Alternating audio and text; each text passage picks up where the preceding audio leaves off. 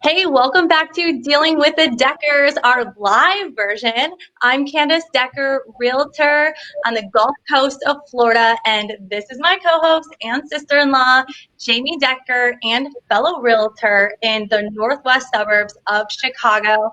And we're so excited today because we have a very special guest. She's one of my favorite people, Adriana Torres of Stage and Amaze in Fort Myers, Florida. So Adriana is my personal stager. She's been in the business for 10 years, and she will take any home and make it look like a model. She is amazing at what she does. So we're so excited. If you have any staging questions, you can put them in the comments and she's going to answer them. So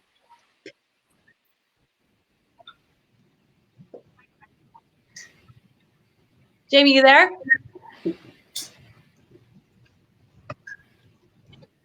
I'm here, all the way up north here with the Wi-Fi. I don't know, I'm not reaching you guys too well. We're gonna make it work. So the first question that we have is, some sellers don't really believe in the power of staging or don't believe it until they see it a lot of the time. So, they see it as a hassle or unnecessary to get the home sold. So can you share some stats that really support staging and the impact that it has on sales? Absolutely. First of all, thank you guys for inviting me. I'm so excited about being here today. So, yes, we run into a situation many times where realtors and homeowners are not very sure about whether staging or the investment in staging is actually worth it.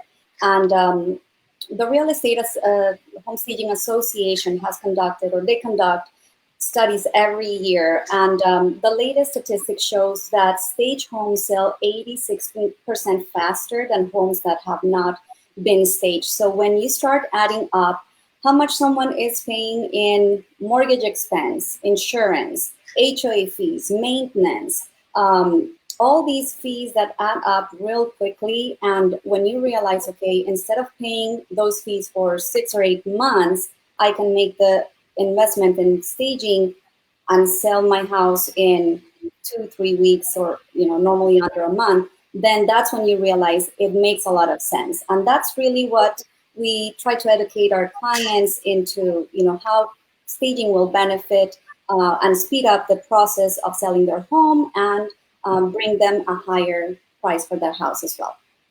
Okay, so I can attest to this because my last home that I just sold in May, Adriana came in with her team and they staged our house and it sold in 12 hours.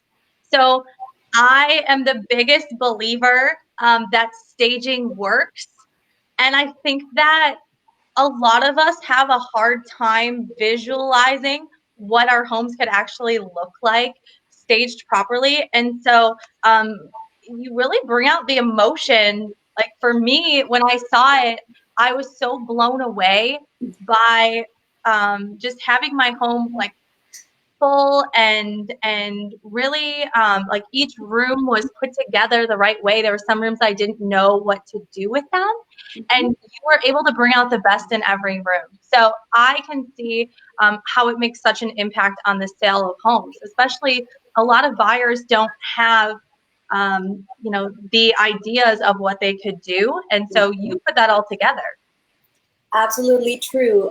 Most buyers actually cannot visualize a home when it's empty, or second, when it's halfway done and it doesn't appeal to their emotions. So that's why staging has become such a valuable marketing tool, because it connects emotionally with buyers, and that's what triggers the offer. So I have a question. Have you ever had a seller decide not to list their home after the staging was done? Because I was like, I'm this looks so good. I don't really know if I want to move anymore. Actually, once they hire us and they have spent the money in staging, they're like, oh my gosh, we get this a lot. Why didn't we do this before when we were living in our home so we could have enjoyed it, and not now that we are selling the home? So no, normally once they decide to sell, they hired us and they put on the market, but they are often very disappointed that they didn't do it before. Yeah, because you're turning a house into a home is really what you're doing. You're making it warm and inviting and special. And I actually felt the same way. I was like, you know what? I wish I would have had you over a long time ago. But now, as soon as my renovations are done, you're going to come over and help me so we can recreate that again. We'll absolutely love it. Yes, we love what we do. So. Well, hey, I had a question you just reminded me when you said vacant homes. So what are your recommendations for staging a vacant home? I mean, sometimes it's probably not realistic to stage 3,000, 4,000 square feet. So like what room should you focus on? Do you do light staging or do you do like heavy staging in a few key rooms? Okay, so our recommendation and from experience, what works best both for sellers and buyers is to focus on high impact areas. What we call high impact areas is really where the life of the home takes place. So your living, dining, if you have a family room or a separate breakfast area, that's considered a high impact area, as well as the master bedroom. Many sellers say, well, I don't think bedrooms are important. Master bedroom is important just because it is the main bedroom in the house, and oftentimes, especially here in our area, we have a lot of older homes, and those houses, when they were built many years ago, they were small. So leaving those rooms empty only make them look even smaller. Once we bring in the furnishings, suddenly it takes dimension and it actually looks bigger. So that's why we recommend staging common areas and master bedroom. The light staging, which is really what some people do of placing towels and some plants in bathrooms, doesn't really have such a big impact because you're setting little vignettes, yet no, you're not appealing to the emotions and you're not facilitating the visual space for buyers who walk into this home. So I don't recommend that a lot, but definitely focusing on the high impact areas. That makes sense. So you got a question, Candace? I do. I'm curious, what do you recommend for people depersonalizing their homes? Because like when Jamie and I go to meet at a marketing consultation with a seller, sometimes you can really get a good idea of who that person is from their from their decor and their pictures, and sometimes they have sports memorabilia or religious items. What are your biggest suggestions for depersonalizing? So when we meet with clients, we educate them in a sense that we try to make them understand the minute you decide to put your home on the market, it stops being your home, it becomes a product. And as such, you need to market it the right way. So when you have a product on the market, you're trying to appeal to the biggest number of potential people interested. And the way we do that is by neutralizing our personal taste. So that's where decluttering becomes the number one thing that somebody needs to do when they start thinking about listing their home for sale, going through their closets, through all the just memories of things that we are used to seeing there on a daily basis. But once your house, gets listed, nobody wants to see that. So that's the perfect moment to start thinking, okay, what do I need to get rid of? What can I store away? Do I need to rent a storage unit? Because a lot of people say, well, I'll place everything in the garage. Well, that's unless there is no other option, that is not necessarily the best thing to do, because then you're cluttering your garage, which is also a selling point.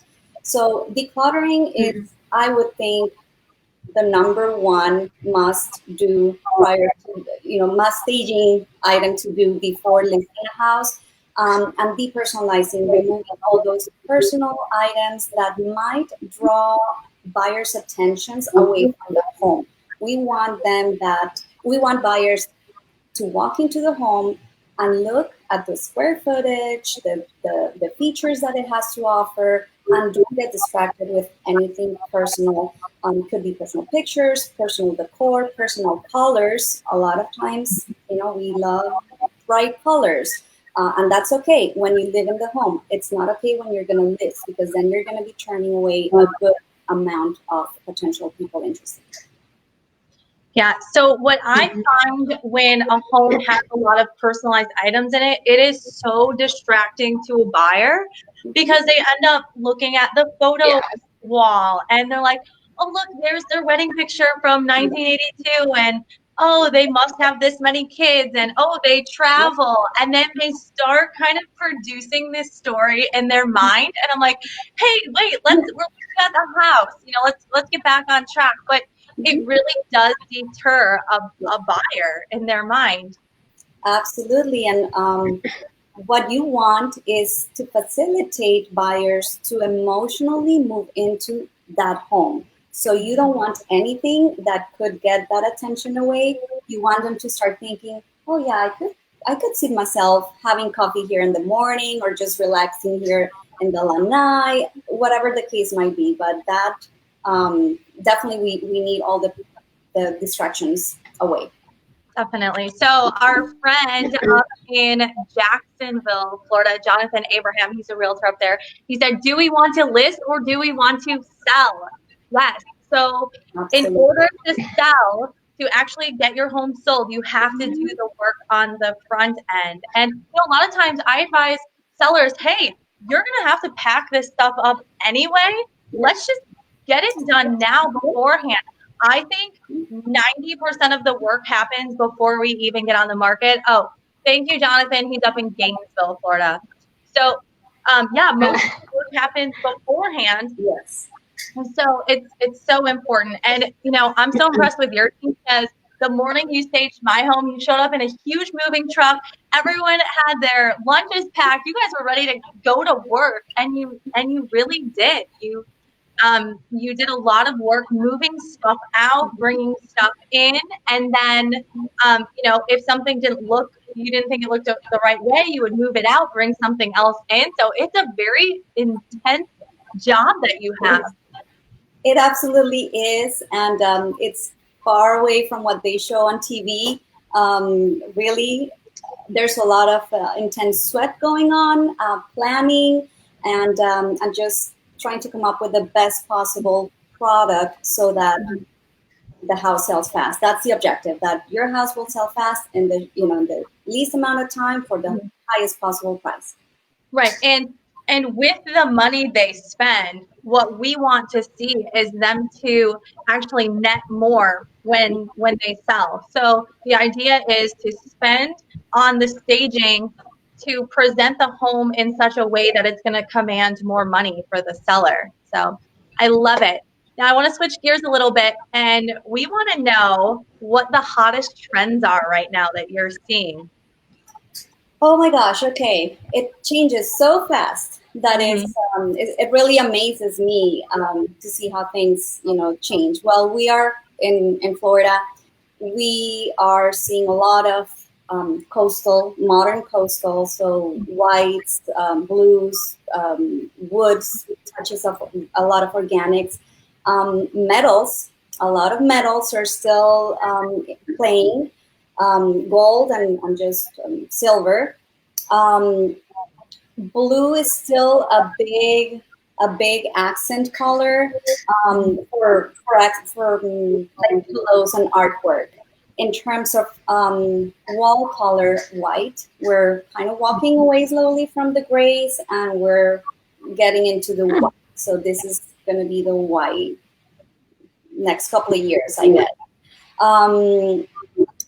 Boho style is still very strong. We love it. We love it. We don't use it as much here because the coastal is definitely bigger, but it's, boho is still gorgeous, and it's going strong. We're approaching the fall months, so we're going to start seeing a couple of like oranges. Not a lot, but yesterday I was at Target, and it actually caught my attention that Johanna Gaines is incorporating the oranges or browns maybe in their fall line. So so it's still a little diverse. It depends on your preference. For staging purposes, definitely we try to stay neutral in terms of design so that again we can appeal to the largest number of buyers. That makes sense. And where would you recommend somebody's balling on a budget? They don't want to spend too much. What are your favorite stores that you would recommend? Okay, number one would be HomeGoods. Okay, that's a no-brainer. Yes, no-brainer. Marshalls follows in, and TJ Maxx. So, well, they're all the same family. So those are definitely our top go-to stores when it comes to shopping for accessories, anything from bedding, amazing prices for bedding to artwork to area rugs. Then if you want to get a little more, more, not complicated, but if you need a little more like furnishings and things like that, we shop a lot online as well. Wayfair and Overstock.com. They offer great prices, normally fast shipping. So that's another good store. There is a local store that opened not too long ago, and I'm not sure if you have it up in Chicago, Home Centric. It is amazing. Their prices are great. Their selection is really good. So that has become a big player for us. And believe it or not, Dollar Tree for books, staging books for $1 hardcover. You cannot beat that. I love it. I know you mentioned boho, so one of my new favorites, and it's an oldie, but a goodie, I think sometimes people forget about, is World Market. Yes. I love World Market. A lot of boho style going on there. A little pricier than HomeGoods, but definitely a very, very unique selection of furnishings and decor. So love it. Yeah. They are pricey. They run 40% off sales. So if you join their World Market member club, which you get wine discounts also, but they'll let you know, like, they'll run 40% off furniture sometimes. So I will wait. It's really hard to wait, but I will wait it out until I get the 40% off coupon, and then I'll buy my item. And then it's a great deal. Yes, I agree. Totally. Yeah. So that's a great store as well. I think you listed all of our favorites. One not favorite, but it's often visited store is Target. Target has really nice selection of accessories. We do find it a little bit pricey sometimes, so it depends. It's hit or miss, but definitely they have good stuff. So if somebody had like a shelf or a nice like console table that they wanted to decorate and they don't really know where to start, we have this like blank canvas, then we don't know what to do, and we see all these cute things on Pinterest, but there's no links to buy them. What do you recommend? I mean, what would you start with? How do you kind of put things together to make something beautiful? So start with the bigger pieces first. So if you have that console, that's going to be your big item that you have to work with. So the next thing would probably be what goes above the console. So either a mirror or some pretty artwork. Once you select that, then think about how to decorate the surface, whether you can add a floor lamp, a table lamp, or some books, or some baskets, or some different accessories. Don't be afraid of layering. It's beautiful. Throw a couple of things and move them around until you find the right balance. We use a lot of books, vases with stems. They make a huge, staging accessory. So start with the big pieces first, and then start moving slowly with the, towards the smaller ones. That's really good advice. I love it. And what would you recommend that makes me think of? I was just gonna say that makes me think of. Don't always hit it right on the head. I remember Candace sent a picture to me of these wood beads, and she was just like, I tried, I failed. And, but it's like all trying, like get them home, get them on your console, and then save the receipt and go return it if you need to. It doesn't always work out, but you gotta take the risk. Yes. Exactly. Yeah. Sometimes you have this like envision in your head. You see that store like, this is going to be gorgeous. And then you get it home and it's like fail. Yeah. But Jake's so right? I just keep my tags on everything and save my receipts and just return Yeah. it. And I think you have to kind of test some things out. It drives my husband crazy because I bring home artwork and I make him like stand there and hold it to see if I like it or not. And sometimes he doesn't like what I bring home, and he's like, I don't like that. Can you return it?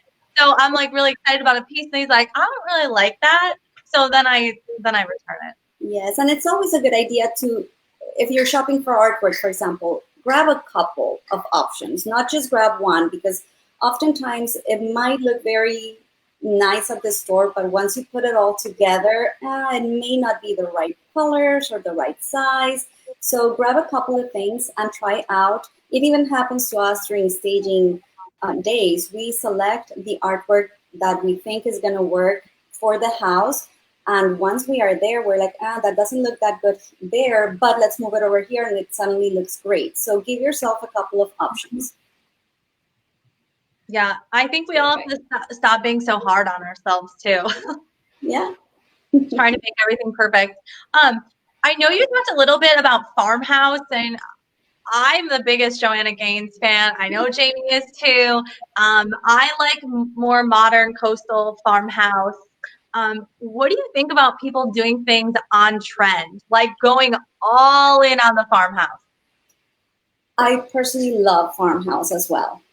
The only risk with going fully on trend is, like I mentioned before, trends change so quickly, so fast. So I think you have to focus on the bigger pieces as pieces that have to be neutral. For example, your couch, your end tables, those things are you're not going to be replacing those every 2 or 3 years. Probably you expect to get more time out of those.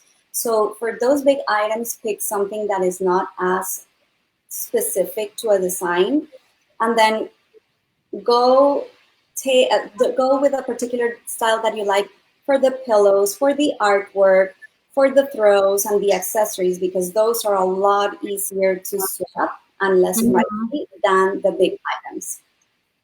Yeah, that makes perfect sense. So if our viewers want to check out your beautiful Instagram page, where should they head to? All right, so they can find us at Stage and Amaze Home Staging. Actually, I shouldn't be announcing these because it hasn't formally been announced, but we just redid our website 2 days ago, so we're still trying it out. So visit us online at stageandamaze.com. There are tons of pictures of projects that we've done there, and definitely follow us on social media. Yeah, and hey, I get a ton of ideas now from just following your page. I'm like, ooh, I really like what she did with that room. And so I'm stealing your ideas. I hope you don't mind. Absolutely. We love sharing, with people. That's, we love people loving our design, so we take it as a compliment. Right. Well, thank you so much for joining us. We really appreciate it. And we will catch you all on the next Dealing with the Deckers. Absolutely. Thank you for having me here.